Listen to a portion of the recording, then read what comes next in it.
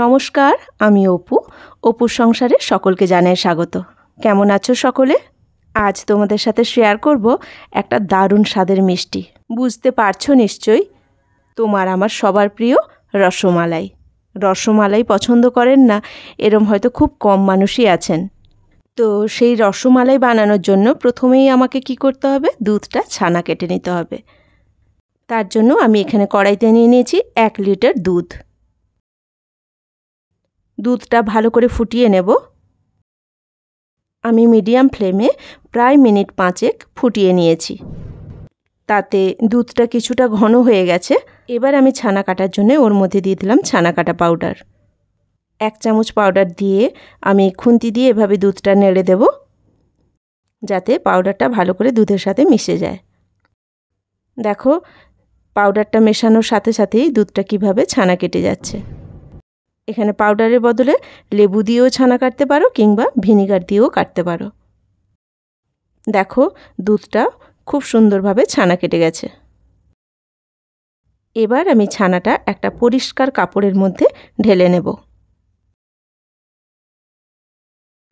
ছানাটা ঢেলে নিয়ে আমি জল দিয়ে ছানাটা খুব ভালো করে ধুয়ে নেব।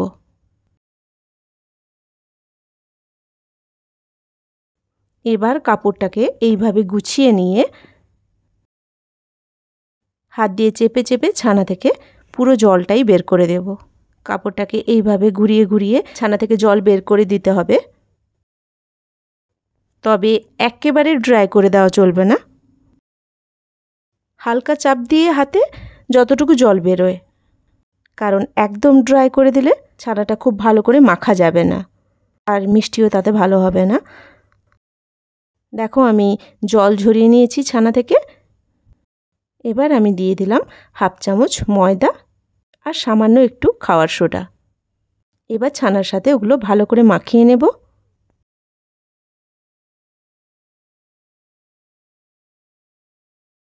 তারপর হাত দিয়ে খুব ভালো করে চেপে চেপে ছানাটা ঠেসে নিতে হবে।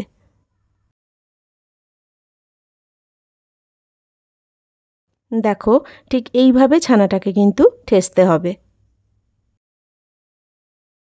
বেশ কিছুক্ষণ ধরে কিন্তু ধৈর্য ধরে ছানাটাকে এইভাবে মেখে নিতে হবে। ছানাটা দেখো আমার মাখা হয়ে গেছে, দেখেই বুঝতে পারছো ছানাটা খুব সুন্দর করে মাখা হয়ে গেছে। এবার আমি ছোট ছোট লুচির যেমন লেচি হয় তেমন ছোট ছোট সাইজ করে কেটে নেব। রসমালাই বড় সাইজের করতে গেলে একটু বড় লেচি কাটতে পারো, আর ছোট করলে ছোট লেচি কাটতে পারো। তবে খুব বড় দরকার নেই, ছোট হলে ভেতরে দুধটা ঢোকে, তাতে বেশি স্বাদ হয়। দেখো আমি এরম ছোট ছোট সাইজের গোল্লাগুলো বানিয়ে নিয়েছি। এবার চিনির সিরাপ তৈরি করার জন্য আমি একটা পাত্রে 1 কাপ চিনি নিয়েছি, ওই কাপেরই 2 কাপ জল দিয়েছি।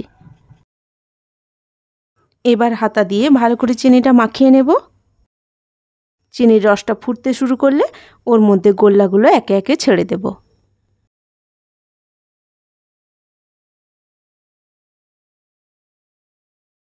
গোল্লাগুলো ছেড়ে দিয়ে ঢাকনা দিয়ে একদম হাই ফ্লেমে 15 মিনিট ফুটিয়ে নিতে হবে।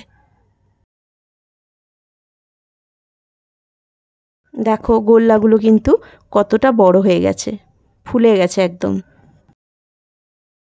আমি একটা বাটির মধ্যে জল নিয়ে তার মধ্যে ফেলে দেখাচ্ছি। দেখো হাত দিয়ে চাপছি কতটা স্পঞ্জি হয়েছে, একদম নরম তুলতুলে হয়ে গেছে। এবার ক্ষীরটা তৈরি করব। তার জন্য আমি এখানে 250 ml দুধ নিয়েছি, আর তার মধ্যে দিয়ে দিলাম কেশর। ভালো করে দুধের সাথে কেশরটা মাখিয়ে নেব। দুধটা একটু ঘন হয়ে গেলে ওর মধ্যে দিয়ে দিলাম সামান্য মিল্কমেড। মিল্কমেড না থাকলে গুঁড়ো দুধও দেওয়া যেতে পারে, তাতে দুধের স্বাদ আর ঘনত্বটা বাড়বে কিছুটা, আর খেতেও খুব ভালো লাগবে। এবার আমি সব কিছু ভালো করে মিশিয়ে নিয়ে ওর মধ্যে রসগোল্লাগুলো ছেড়ে দেব। এবার দুধের মধ্যে দিয়ে আরও মিনিট 5 ফুটিয়ে নিলেই রেডি রসমালাই। তোমরা কে কে রসমালাই খেতে ভালোবাসো অন্তত এইটুকু তো কমেন্ট করে জানাতে পারো। আর যদি রেসিপিটা ভালো লেগে থাকে তাহলে অবশ্যই একটা লাইক দিও।